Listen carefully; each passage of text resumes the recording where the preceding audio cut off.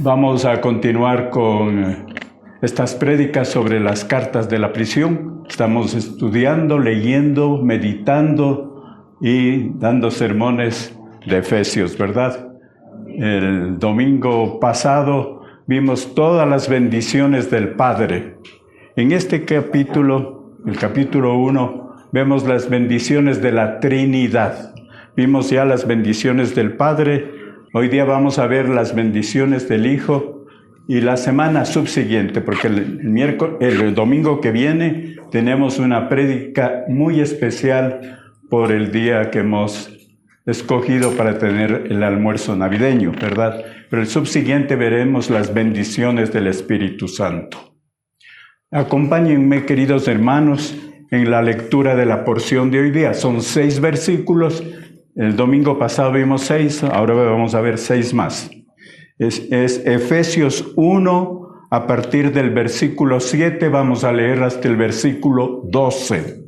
Dice así, acompáñenme por favor, si tienen su Biblia, si no, Francisco está proyectando ya esta porción en la pantalla. Dice así, en quien tenemos redención por su sangre, el perdón de pecados según las riquezas de su gracia, que hizo sobreabundar para con nosotros en toda sabiduría e inteligencia, dándonos a conocer el misterio de su voluntad, según su beneplácito, el cual se había propuesto en sí mismo, de reunir todas las cosas en Cristo, en la dispensación del cumplimiento de los tiempos, así las que están en los cielos, como las que están en la tierra. Facilísimo, ¿verdad? ¿Entendieron? ¿Entendieron el contenido de esta palabra? Francamente, levanten la mano los que entendieron. Bueno, gloria a Dios. Déjenme decirles, hermanos, que cuando estuvimos en la academia avanzada para poder predicar, nos dieron el consejo de mínimo leer 5 veces la palabra de Dios antes de comenzar a elaborar el sermón. Y nos dijeron, lean de preferencia diferentes versiones de la Biblia. Pues siguiendo ese consejo, no he leído 5 veces, he leído 15 veces, mis queridos hermanos, y he leído, naturalmente, Reina Valera, Dios habla hoy, Bober Cantera, el libro, etc. Y cada versión me parecía que hablaba de cosas diferentes. Qué difícil, hermanos. Pero al interior de estos mismos versículos vamos a entender, queridos hermanos, ¿no? Lo que el Señor tiene para nosotros hoy día. No es fácil. Les digo sinceramente, y esta parte de Efesios en muchas iglesias ha sido eludido. No se ha querido enseñar, no se ha querido predicar por las diferentes corrientes que ha habido en relación a la elección, a la predestinación, ¿no? Aquellos que se alinearon con Calvino, aquellos que estaban en contra, fueron por caminos diferentes y muchas iglesias eluden. Eso no se puede hacer con la palabra. Tenemos que predicarla, tenemos que enseñarla, y esta mañana estamos para esto. Pero somos un grupo de hermanos ya que tenemos años aquí en Siloé, ¿no? Son muy pocos los nuevos, casi no veo caras nuevas, no hay caras nuevas. Así que vamos juntos, hermanos, porque lo que nos enseña ahora el Señor es de muchísimo valor para nosotros como hijos de Dios. Dice, ¿en quién tenemos redención por su sangre? Versículo 7. ¿En quién tenemos redención por su sangre? ¿De quién está hablando? Está hablando del amado, porque en el versículo 6 decía, para alabanza de la gloria de su gracia, con la cual nos hizo aceptos en él, en el amado. Nos hizo aceptos en el amado, dice, en quien tenemos redención por su sangre. ¿En quién tenemos redención por su sangre? En Jesucristo. En Jesucristo tenemos redención por su sangre. En Apocalipsis 13:8, hermanos, encontramos la expresión, el Cordero que fue inmolado desde la fundación del mundo. ¿Se dan cuenta? Desde la fundación del mundo, y el Cordero estaba inmolado, porque ese era el plan de Dios, en su dimensión de presente continuo. ¿No? Jesús murió hace 2000 años, la parte humana de Jesús, ¿verdad? Después resucitó, es cierto, pero en esta dimensión de Dios, la palabra dice que el Cordero fue inmolado desde la fundación del mundo, porque el Señor ve las cosas y los tiempos de una manera totalmente diferente de lo que vemos nosotros. Y Pedro escribe, sino con la sangre preciosa de Cristo como de un cordero sin mancha y sin contaminación, y ha destinado desde antes de la fundación del mundo. Desde antes de la fundación del mundo estaba el plan perfecto de Dios para que el cordero sea sacrificado y por él tengamos redención, hermanos. Pero manifestado en los postreros tiempos por amor a vosotros. Se manifestó hace 2000 años, pero desde antes de la fundación del mundo ya estaba destinado eso, así como nuestra salvación, hermanos. Por eso dice, volvamos al 7, en quien tenemos redención por su sangre. ¿Pero qué es redención? Es ser comprado. ¿Ser comprado de qué? La compra de la libertad. Un término que se usaba mucho en el tiempo de los romanos. ¿Por qué? 6 millones de esclavos en el Imperio Romano. Y había gente misericordiosa, gente compasiva, que de pronto tenía piedad o misericordia de alguien y pagaba el lutrón, eso se llamaba en término en latín, el rescate, pagaba el precio. Había un mercado de esclavos y había precios, ¿no? Probablemente si yo hubiera sido esclavo no han de haber dado mucho, no, pero un grande, alto, fuerte, probablemente sí, ¿verdad? Eso es, hermanos, la redención. El Señor pagó por nosotros, por nuestra culpa. Nosotros somos reos de muerte, porque estamos muertos en nuestros delitos y pecados. Y para darnos vida, para salir de esa esclavitud del pecado a la vida y a la vida eterna, había que, ¿verdad?, pagar un precio. ¿Y cuál es el precio que dice aquí el versículo 7? Después de que hemos visto este concepto de redención. Cantamos todo el tiempo en las alabanzas, dice los redimidos de Jehová, los redimidos del Señor, y a veces no sabemos de qué estamos hablando. Entonces es importantísimo esto, la compra para salir de la esclavitud a la libertad, a ser un ciudadano común y corriente, no esclavo. Entonces sales a un mundo diferente, sales del mundo de la esclavitud a la libertad. Y nosotros salimos de la oscuridad del pecado a la vida en Cristo, ¿verdad? ¿Y qué dice? Redención por su sangre.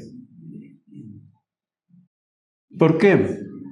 Si nos vamos a Levítico, al libro de Levítico, particularmente el capítulo 17, pero en el Levítico hay que leerlo. Y no lo vamos a hacer ahora porque no quiero traer muchos versículos para que quede bien claro esta porción de la meditación que el Señor me ha estado guiando a hacerlo.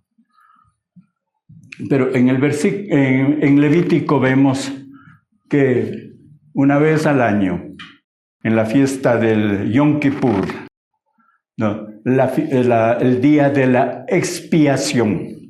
El día de la expiación. El sumo sacerdote entraba al lugar santísimo, ¿no? Y llevaban 2 carneros, ¿no? Perfectos, ya pasaban todas estas cosas que los levitas y los que estaban encargados de examinar los animales para los sacrificios, y uno era sacrificado en el propiciatorio, ¿no? Y con esa sangre los pecados estaban lavados. Pero el otro era soltado para que se vaya en el desierto llevando los pecados. Esto es una figura de lo que iba a pasar hace 2000 años con la muerte de Cristo, ¿no? Él fue al propiciatorio por nosotros, ¿no? Por su sangre. El significado de la sangre es vida, hermanos. Y ya sabemos, en un accidente alguien se desangra, como decía Roberto Proaño, ¿no? Café con roscas. Café con roscas, sí, hermanos. La sangre es vida. Y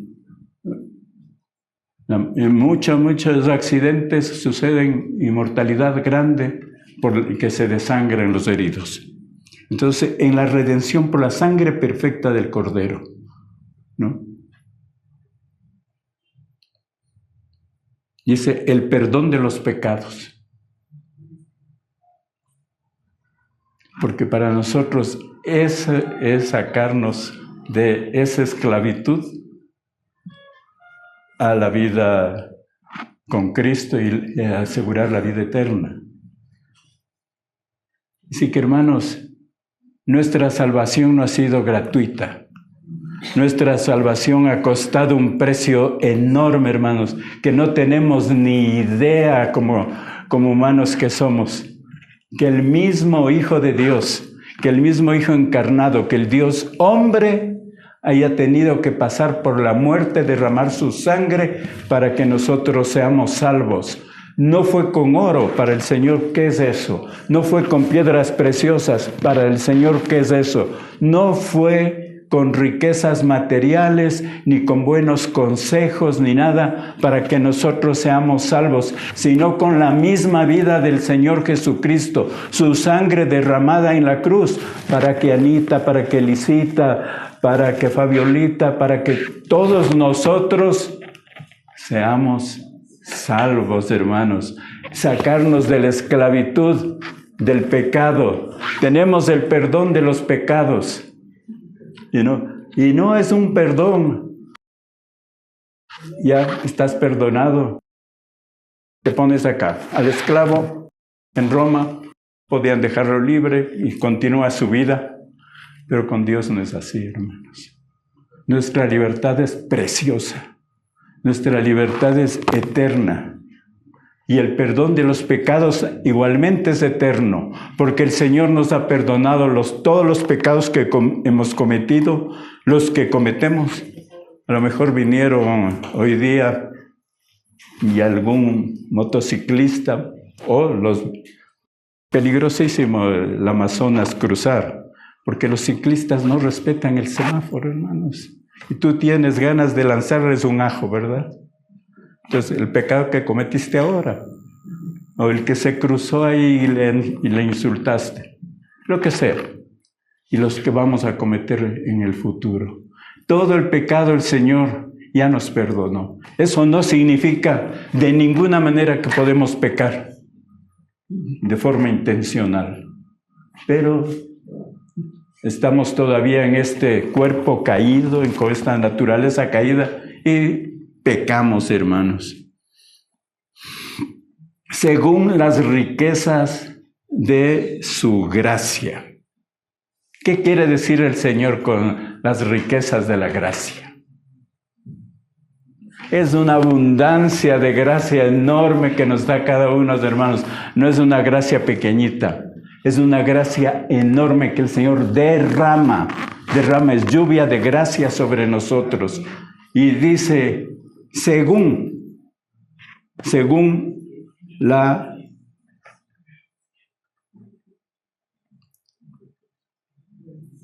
dice, según las riquezas de su gracia.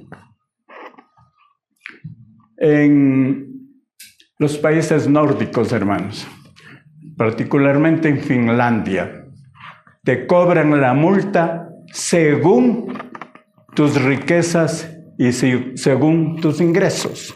Entonces, si la ciudad, hay ciudades en Finlandia que no puedes conducir a más de 30 kilómetros. Pero si conduces a 32, son tan estrictos que te multan según tus ingresos. Y yo cuando leía la noticia que a un caballero que estaba conduciendo a 32 kilómetros por hora, le tocó cancelar más de 100,000 euros por esa contravención, porque es un multimillonario. Pero yo, ganando quizá en Finlandia unos 3,000 euros, a lo mejor la multa era de 30 euros. Entonces eso es según. Y vamos a ver en esta porción varios según. Y según la riqueza de la gracia de Dios, el Señor no dijo, a Pepe le voy a dar esta porción de gracia y a Francisco esta otra, sino según. No, la riqueza de Dios para todos los hijos. Nos ha hecho llover gracia sobre nosotros, hermanos. Por eso la palabra en otros lados dice, gracia sobre gracia. Nos ha dado gracia. Y que tomemos más gracia y le clamamos al Señor por gracia, gracia. Y por esa gracia, hermanos, es que tenemos esta vida maravillosa, esta vida eterna. Que hizo sobreabundar. Lo que hizo sobreabundar para con nosotros. Se nos ha dado gracia enorme, hermanos.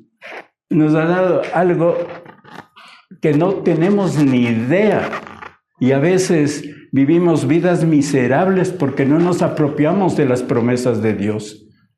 Y desde el punto de vista espiritual, hermanos, tenemos esta sobreabundancia de gracia para venir al Señor, para lograr paz en nuestro corazón, para vivir tranquilos, para que nos dé lo que vamos a seguir leyendo con nosotros en toda sabiduría e inteligencia.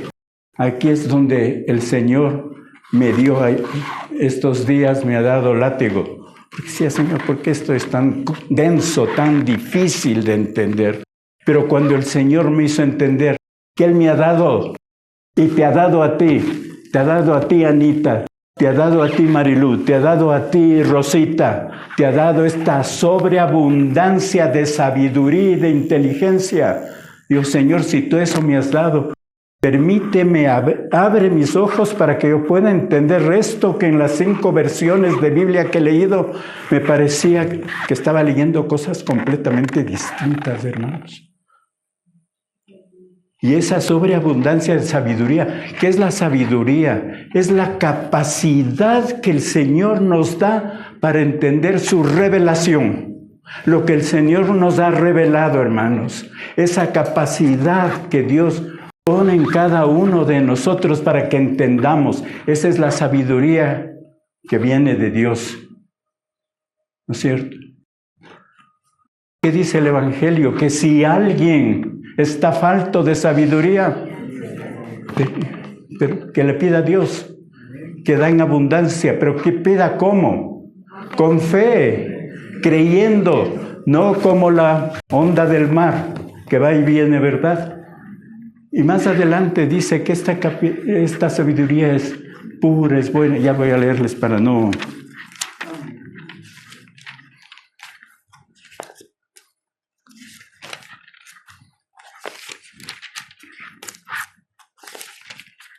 Primero déjenme encontrar. Bueno, ustedes saben, pasemos por el momento. Podemos clamarle al Señor por más sabiduría. Y nos dice también que nos ha dado inteligencia. Nos ha dado inteligencia. ¿Y cuál es la diferencia entre la sabiduría y la inteligencia, hermanos? ¿Cuál es esa? El Señor nos capacita, ¿verdad? Para entender, para comprender la revelación. Pero la inteligencia es tomar esa sabiduría y ponerla en práctica. Esa es la inteligencia. Porque si no diríamos, estamos haciendo lo mismo. Para el mundo es casi sinónimo la sabiduría y la inteligencia. Decimos, qué sabio o qué inteligente. No, hermanos, hay una gran diferencia. El Señor te da el conocimiento, pero te está pidiendo a ti que seas práctico, que pongas en práctica lo que el Señor te está diciendo que hagamos. El día de ayer, en un desayuno que teníamos un grupo de gedeones, un nuevo gedeón, un señor ya mayor, de mi edad o quizá un poquito más. Siempre a uno a los otros les ve más viejos, ¿no? Y cuando los otros dicen, qué viejo que ha estado el Lenin. Entonces, yo le veía un poquito mayor, pero es nuevito como Gedeón, no tiene ni 6 meses. Y ayer nos contaba su testimonio, hermanos. Él nos decía que un campesino completamente analfabeto siempre andaba con el pequeño Nuevo Testamento y él era el que le instruía y él no sabía leer y escribir. Alguien probablemente le leía, no sé cómo él se arreglaba para aprender la palabra de Dios, y este campesino le compartía la palabra, y él siempre tuvo la curiosidad de saber de qué ministerio eran los que entregaban este Nuevo Testamento. Y a la vejez fui yo a visitar su iglesia. Se llama Iglesia Bella María, pero no es porque está en honor a la Virgen ni nada. Es del barrio que se llama Bella María. Es en las canteras de San Antonio Pichincha. Sí. Y después de que se terminó el culto, él me dijo, hermano, yo quiero entrar a su ministerio. ¿Qué tengo que hacer? Le expliqué. Esa sabiduría viene de Dios, hermanos. Siendo analfabeto, siendo que no puede leer, el Señor le lleva probablemente a que alguien, un vecino, el hijo, una hija, le lea la palabra de Dios, él guarda en su corazón y habla a la gente y les dice, si no, busquen aquí. No soy yo el que está hablando, está aquí en la Biblia. Esa es la sabiduría que el Señor nos da y que nos da en abundancia. Ese campesino vive en la gracia de Dios.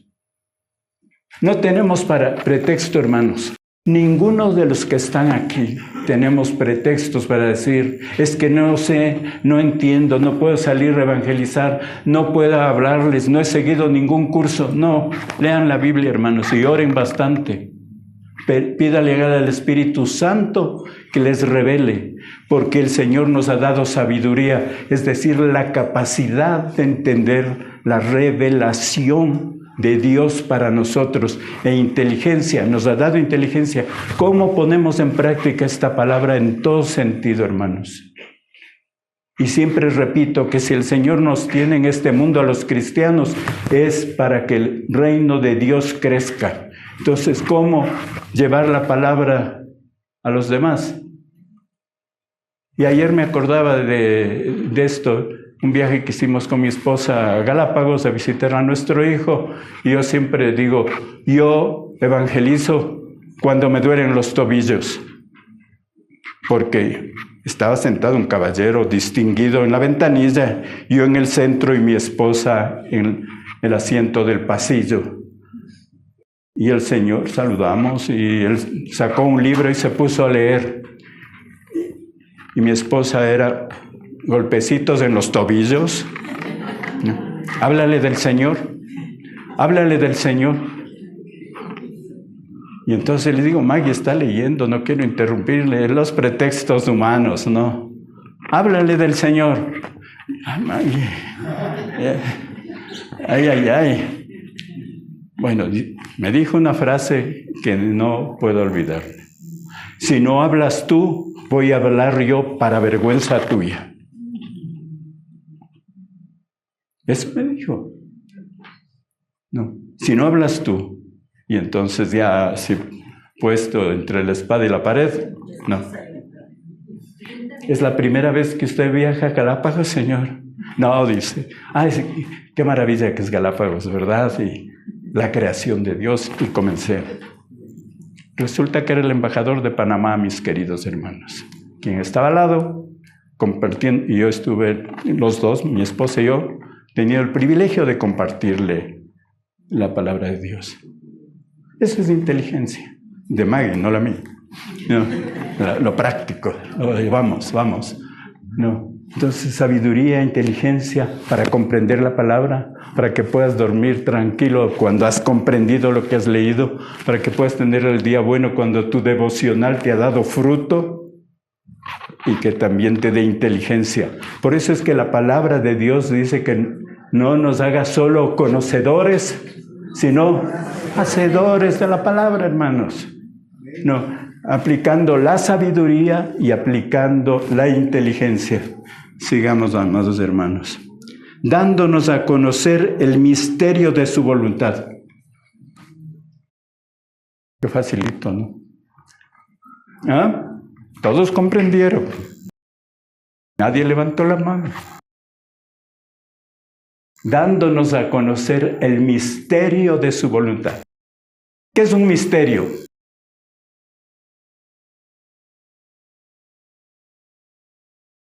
Es algo que el Señor tiene oculto, que nos va a revelar un día. Eso es, de hecho, el Señor ya nos reveló, pero Él tenía oculto es. ¿Qué nos reveló? ¿Qué nos reveló el Señor? El Evangelio. Por eso es que entendemos cuando leemos la palabra. Y si no, tenemos que volver a leer. Y si no, tenemos que pedir más sabiduría.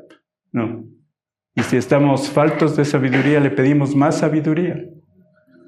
Una de las palabras que más se repiten en la Biblia es sabiduría. Pidamos mucha sabiduría, la sabiduría de lo alto, ¿no? Que es distinta a la sabiduría que pedimos al Señor para que el alcalde nos dé agua potable. No, es otra cosa. Esa es más una inteligencia que despierte, ¿no? Entonces pidamos esta sabiduría, ¿no? Y el Señor nos da a conocer el ministerio de su voluntad. Su voluntad desde la caída del hombre, que ya vio también en este presente continuo de nuestro Dios, ¿no? Su voluntad, dándonos a conocer el misterio de su voluntad, dándonos a conocer el Evangelio. Es una revelación, porque para el mundo es locura, pero para nosotros es salvación, hermanos. A veces hablamos y decimos, pero es que no entienden. Y a veces aquí entre hermanos también es que no entienden. Ore por el hermano para que el Señor le dé en esa sobreabundancia de gracia, le dé sabiduría e inteligencia. Es para todos, es para el analfabeto como para el sabio. ¿Saben que Platón se equivocó en uno de sus postulados?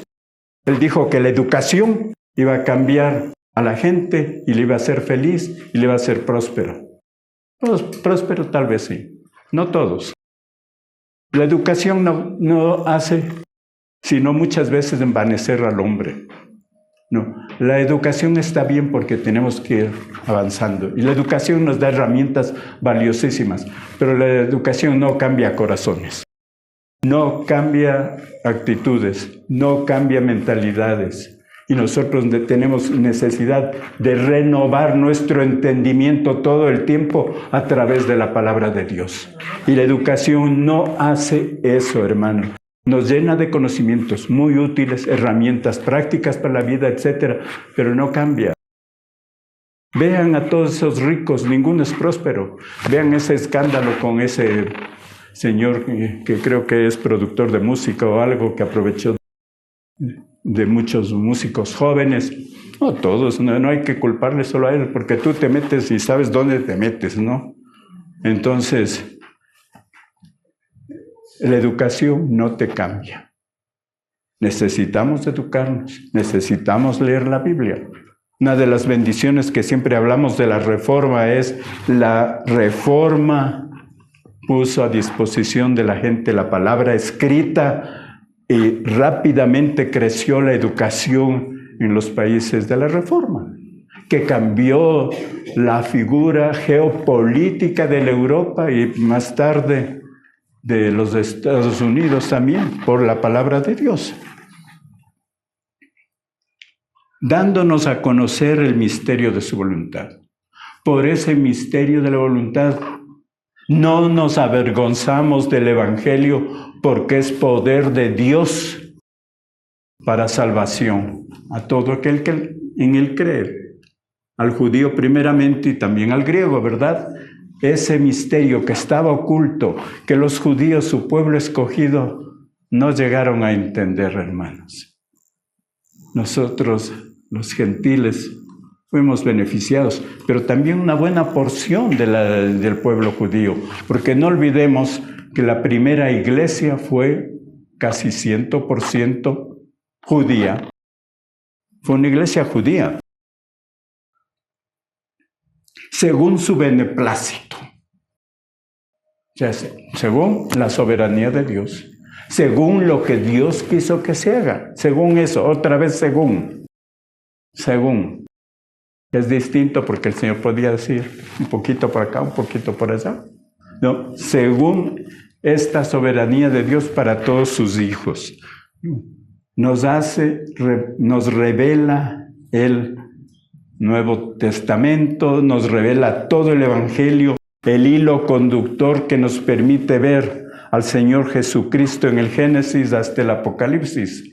Todo eso nos revela eso que estaba oculto, eso que está oculto para los judíos. Ellos no pueden entender. Más o menos la Torá la saben muchísimo, pero hay muchos estudiosos de la palabra de Dios que no entienden el mensaje de Dios, el cual se había propuesto a sí mismo. Fue su plena voluntad, su plena voluntad, su soberanía para todos sus hijos. Vimos ya todo este ministerio, toda esta, ¿cómo es? Bueno, estudiamos la adopción, ¿verdad? Somos parte de una familia, somos hijos adoptivos del Señor, ¿no? Y de esta manera se había propuesto, dice, a sí mismo para nosotros. Y dice 10, de reunir todas las cosas en Cristo. ¿Qué es lo que el Señor está reuniendo? Eso es lo que el Señor quiso, el cual se había propuesto en sí mismo de reunir las cosas en Cristo. Él quiso que todos, aquí es una cosa individual y al mismo tiempo una cosa de la iglesia, hermanos, la reunión y del pueblo judío que cree en el Mesías y que cree en Cristo. Más adelante en este mismo libro veremos cómo el Señor dice que ya cayó el muro que nos dividía y ha hecho de nosotros un solo pueblo, judíos y cristianos. Judíos, naturalmente, que creen en el Señor Jesucristo, ¿no? Un solo entre el pueblo escogido y nosotros los gentiles, ¿no? Él reúne a todos. Este hecho de reunir todas las cosas en Cristo es reunir en la cumbre, en la cabeza, ¿no? Somos todos el mismo cuerpo de Dios.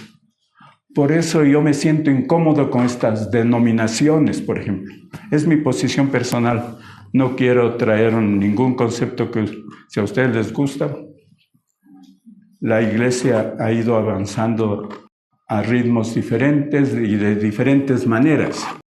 Pero yo particularmente siempre hablo la iglesia de Cristo, asegurándome de que solo sea de sana doctrina. Eso para mí es lo fundamental. No, yo estoy en esta iglesia que es libre y seguiré mientras siga así. No me gustan las denominaciones a mí. Hay otros, entre los gedeones mismos, ¿no? Ah, no, es que yo soy bautista. Ah, no, es que yo soy presbiteriano, que yo soy aliancista, que yo soy... Muy bien. Aquí, entre los gedeones, no hablamos de denominaciones, ni siquiera hacemos presentaciones doctrinales, porque la Iglesia Universal de Cristo es una sola, hermanos, con una sola cabeza, que es Cristo. Y el Señor se encarga de reunir en la cumbre, que es Él, a todos, incluido al pueblo judío mesiánico, a los que en verdad creen en el Señor Jesucristo como el Mesías y el Salvador. Eso es lo que está diciendo el Señor Jesucristo. Reunió a todos. El Padre, fue el plan del Padre de reunir todas las cosas en Cristo en la dispensación del cumplimiento de los tiempos. Esto es otra cosa. Los cristianos nos vamos poniendo en cajones, ¿no? Hay los dispensacionales, ¿cómo es dispensar? Bueno, los que creen en estas dispensaciones, términos dificilísimos ahí. Y otros que no creen en las dispensaciones. ¿Y qué son las dispensaciones, hermanos? Es la administración de los tiempos, ¿no? Viene del término, o de ahí se deriva el término economía. Porque el Señor se ha manifestado de diferentes maneras, pero siempre Cristo ha estado permanentemente desde el principio y estará hasta el final, hermanos. Entonces, estas dispensaciones, porque el Señor se manifestó diferentemente antes de Abraham, después de Abraham, durante la ley, después de la ley, llega el Señor Jesucristo, y entonces a eso se llama, a estas administraciones se llaman las dispensaciones. Ahora estamos en este tiempo en que el Señor se manifiesta de una manera maravillosa y habrá el momento en que la iglesia vaya con el Señor, que el Señor regrese y gobierne acá. Probablemente esa es otra dispensación. Y si me falta sabiduría, tengo que seguirle rogando al Señor. Pero así es como se entiende o entiendo estas cosas. En la dispensación del cumplimiento de los tiempos. Entonces, en el plan de Dios, este es el tiempo, hermanos, porque nosotros no. Hoy es el día de salvación, dice la palabra. Hoy es el día de salvación a los que no creen y para nosotros reafirmar, somos salvos, Señor. No, amén, amén. Así las que están en los cielos como las que están en la tierra. Entonces, todo esto. En Él, asimismo, tuvimos herencia. Otro regalo del Señor. Qué lindo, decía, qué maravilla, ¿no? El Señor es tan bueno. Estamos en Navidad y ¿qué es lo que más nos gusta? Ay, nos encantan los regalos. Como dicen ahora, no, un detallito. No, te traje un detallito. A mí no me gusta la palabra, pero me gusta burlarme. No me burlo, me gusta hacer broma de todo. Y entonces, Navidad. Y somos herederos, hermanos. Así que si su papá y su mamá no le dejó ni la casa, ni el auto, ni la cuenta bancaria, no se preocupe. No se preocupe de eso. ¿Sabe que la herencia humana trae más problemas que beneficios? Yo creo que la mayoría ha vivido esto, ¿no? De que 4, 5, 6 hermanos, porque de mi tiempo, familias grandes, pues, ¿no? Ahora son 2 hermanos máximo. Pero en mi tiempo, 4 hermanos que se llevaban maravillosamente y de pronto mueren los padres y se acabó la maravilla de la relación. Porque a mí me toca más, porque esto es para mí, porque mi mamá dijo que esto iba a ser para mí. Esa es la herencia humana, pero la herencia de Cristo es otra cosa, hermanos. No, somos parte de esa herencia, somos parte del pueblo de Dios. No, estamos con Dios. No solo que Él dijo, este poquito para Marcelito y este poquito para José Luis, sino que es toda la herencia en Cristo. Toda la herencia en Cristo. Somos parte de este plan de Dios. Tenemos la herencia de ser el pueblo de Dios, que tenemos todos los que creemos en el Señor Jesucristo, tenemos la vida eterna. ¿Y por qué, hermanos? ¿Por qué todo esto? Porque un día el Espíritu Santo, quizá porque usted cogió una Biblia, quizá porque alguien le habló, ese rato le tocó su corazón y usted se dio cuenta de lo pecador que es. Usted se dio cuenta de lo mal que está su vida. Y se dio cuenta que usted ha luchado toda la vida con ese pecado y no ha podido hacer nada. Y me quedó grabada una expresión que Raúl nos dijo aquí en un culto hace, creo, unas 2 o 3 semanas. Creo que era de Charles Spurgeon. No. Señor, enséñame a odiar ese pecado que tanto me gusta. ¿No es cierto? Eso es lo que, cuando tú llegas a ese momento de decir, Señor, he luchado toda mi vida con este pecado. Porque la salvación es el Señor te eligió, el Señor, ¿no? Cuando tú te has arrepentido. Si no, no es que ya, varita mágica, tú tienes que pedirle perdón al Señor e invitarle a tu vida. Tienes que sentir el dolor en tu corazón de tu inutilidad, de que tu lucha no ha servido para nada para vencer lo que te tiene esclavo y atado. Y que si quieres experimentar esa libertad, si quieres ser parte de esta familia, si quieres tener la herencia gloriosa, si quieres estar bañado de la gracia de Dios, si quieres tener sabiduría, si quieres tener inteligencia, hermano, tienes que arrodillarte delante del Señor y decir, Señor, soy un perdido y solo tú puedes cambiar este corazón, esta mente. Gracias porque me has dado la oportunidad, según tu plan, de llegar a este momento. Se dice que algunos han llegado al Señor por amor. No he visto un solo caso. Yo creo que todos hemos llegado, como se suele decir, por dolor.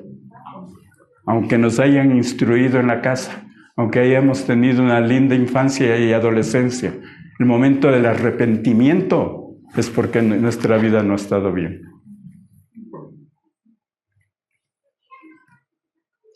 Tuvimos herencia habiendo sido predestinados conforme al propósito del que hace todas las cosas según el designio de su voluntad. Según el designio de su voluntad. Entonces, habiendo sido predestinados, ¿no? O sea, ya el Señor ya sabía que Pepe iba a ser un día un santo. A pesar de lo que Él nos ha contado, ¿no? Pero el Señor le tenía escogido, en la elección y predestinado para ser santo, según el designio de su voluntad, en esta sobreabundancia de gracia, a fin de que seamos para alabanza de su gloria. Los primeros 14 versículos de Efesios, hermanos, es un canto de alabanza, y era una sola porción de la Biblia. Después lo separaron en versículos. Todo es la alabanza de la gloria, la alabanza al Señor, la gloria al Señor. Dice, a fin de que seamos para alabanza de su gloria, los que primeramente esperábamos en Cristo. ¿Y quiénes son los que primeramente esperábamos en Cristo? Los cristianos convertidos, los judíos convertidos, la primera iglesia, los que hemos conocido el plan de Dios para salvación. Y esos son, hermanos, a fin de que seamos para alabanza de su gloria, nosotros los que primeramente esperábamos en Cristo. Escuchaba una historia muy interesante de un niñito que su pasión era hacer barcos. esculpir barcos en madera, hasta que hizo el barco que para él era perfecto, hermanos. Hizo su barquito maravilloso y los llevó al río para verles, flotaba, la quilla estaba bien, para ver. Ustedes saben que la ingeniería naviera es una cosa bien delicada, y hasta para hacer un juguete hay que hacerlo bien. Entonces este niño lo puso en el río y el barco era una maravilla, pero vio una corriente de agua y se llevó al barco. Y fue la desolación del niño. Y más tarde, años más tarde, él vio que su barco estaba en una tienda de antigüedades. Y él entró y dijo, Señor, ese es mi barco, ahí está mi nombre. Y el propietario del almacén le dijo, este barco es mío y está de venta y cuesta tanto. Señor, eso es mío, lo siento mucho. Y se fue triste y desolado. Pero se puso a trabajar y se puso a ahorrar y acumuló todo el dinero hasta poder comprar su barco. Y después y dice, ahora sí soy la persona más feliz, porque yo hice este barco y yo pagué este barco. Es lo mismo que hizo Jesús, que hizo Dios. Nos hizo a nosotros y mandó a su Hijo para que muera por nosotros. ¿Se dan cuenta? Él pagó el precio por nosotros, como este muchacho que pagó por su barquito. No, Él nos hizo y Él paga el precio. Solo el amor de Dios, solo el inconmensurable amor de Dios de dar a su Hijo para que muera por nosotros. ¿Cómo no valorar esta gran salvación, como dice la palabra de Dios? No es una salvación barata, hermanos. Y tenemos herencia en el Padre, y tenemos herencia en el Señor Jesucristo. Y Él nos reúne a todos.